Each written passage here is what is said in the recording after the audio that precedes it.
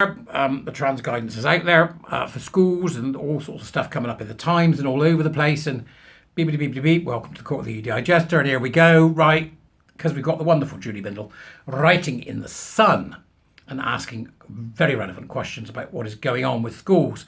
I've already seen it. I know some of you have already seen it because you've messaged me.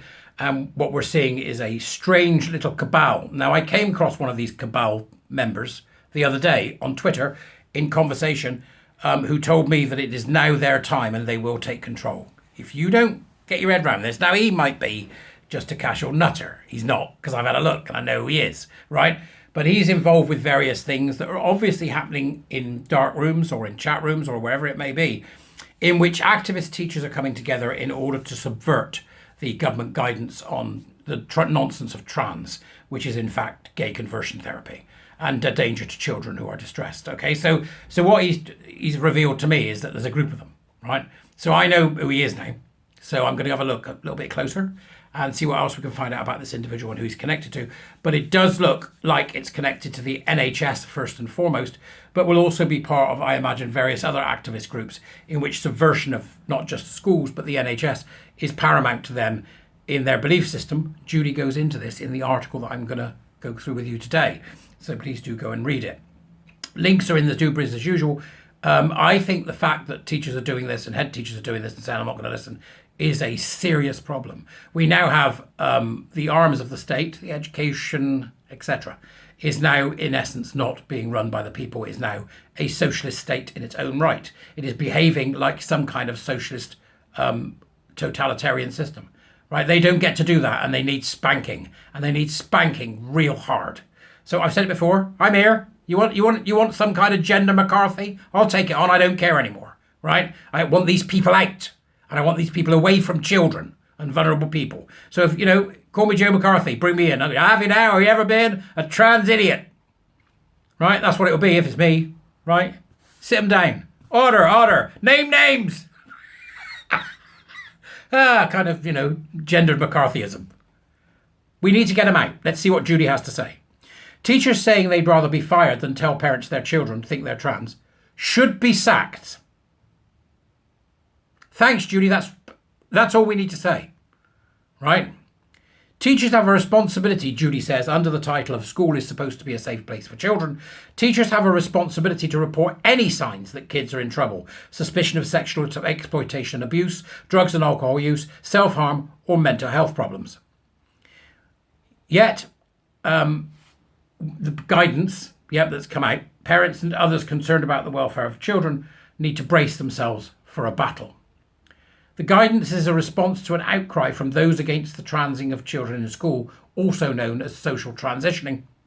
Since transgender ideology captured the nation, children at nursery are being questioned if they are content being a boy or a girl, often without their parents' knowledge or consent.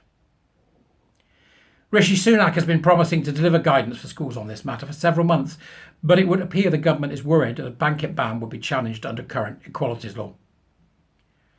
For a moment, it would appear that social transitioning cannot be banned, despite that it very often leads to kids being prescribed puberty blockers and subsequently cross-sex hormones. Now, those of you already in the fight will know about this particular problem, that there was, Prentice said that you can't, it would be the Equalities Act would stop you from banning it. Well, I would say that we know that the problem we've got is if we have to pass primary legislation is time. That's the first thing. And the second thing is this may well be all that could be done without the need for primary legislation. And it's all that could be done before we end up with a Labour government who, believe me, are going to make this a lot easier for activist teachers to influence children. It's bound to happen. They want this. They think it is their left utopia. And they want it. So, the law doesn't currently allow an outright ban on transitioning for all children, including in primary school. This means parents are reliant on teachers acting entirely in accordance with guidance and choosing to share information with them. One of the problems is that many of our schools are staffed by trans activists, some of whom say they will refuse to follow advice if it compels them to interrupt the social transitioning of a student, claiming this would be akin to outing a child. Now, this claim about outing a child, again there, forced teaming, you don't come out as trans, you are discovered to have a mental illness. That's it. Trans is not an identity, right? It's not a thing, okay? It's a collective noun for a bunch of people who are not well, right? Or people who want to be eunuchs and cut off their bits and whatever it is else that they want to do on any given day, okay? So don't compare trans, as they seem to be doing. Don't let them compare trans to coming out as gay. It is not even vaguely related. Not even vaguely. People don't come out as anorexic, right? They don't come out as bulimic. They don't come out as schizophrenic. They don't come out as whatever it may be. They are discovered to have a mental illness or distress. That's it, right? There is no coming out of this. It's not the same thing. It isn't even in the same ballpark. So don't let them get away with that language. You don't come out as trans. You are diagnosed with a problem that may or may not be body dysmorphia. Gender identity and gender dysmorphia don't exist. So don't let them get away with it, right? Now, parents, I understand, are going to be scared. I've got them on the phone to me, so I know they're scared, right? And they have reason to be scared. These people are ideologically captured and they will do whatever it takes to achieve their utopia. Don't think they won't. Don't think they won't. That's how dangerous they are. Parents should be scared. You know, many of my winning mindset folk, the warriors, they're parents. They're taking on schools and it's frightening for them as they watch as headmasters and teachers sit nonchalantly back and go, well, it's just like being gay, isn't it? Don't let them get away with it, right? Julie's absolutely right to point out that that's what teachers will do. They will claim that a student will be outed if the parents were told that they say, I'm Jenny instead of John. Jesus Christ. In other words, they liken it to telling a parent when a student has revealed in confidence they are lesbian or gay, continues Julie. As someone who was outed as a lesbian at school age 15, I could not be more offended at this comparison. Being a gay teenager does not require hormonal surgical intervention, and nor does it involve the creation of an entirely new persona. It is a major safeguarding risk to leave parents in the dark. Thank you for saying that, Julie. I've already said it and I'll say it again just so that people are perfectly clear. The moment a child says that they've got a trans identity, talks about gender identity, says that they're born in the wrong body, I don't care if they're 4 years old, right? The response should be a safeguarding response. It is a red flag the size of Montana. And if a teenager does it, I will say again and keep saying, the response should be so unbelievably ferociously adult.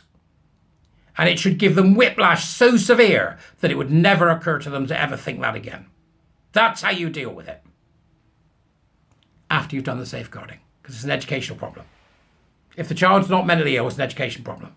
But the response should be swift and strong, and it should have intensity, because that's how people learn, through intense experiences. So when a child says that, the follow-up should be intense. This is where the learning will take place. Social transition, Julie continues, can have terrible consequences for children. It can lead them down a path from which it is difficult to return. There's more to it. Please do read it. Julie's written it there. There's more to it. And Julie talks about things like resources for schools and goes back in time to give us some perspective. So a great narrative from Julie there. Thank you so much for that, Julie. I'm sure many people will appreciate it. Other than that, come and be a winning mindset bod and become a warrior. Winning mindset warriors, come on! Come and join us in January. Give your brain a spring clean.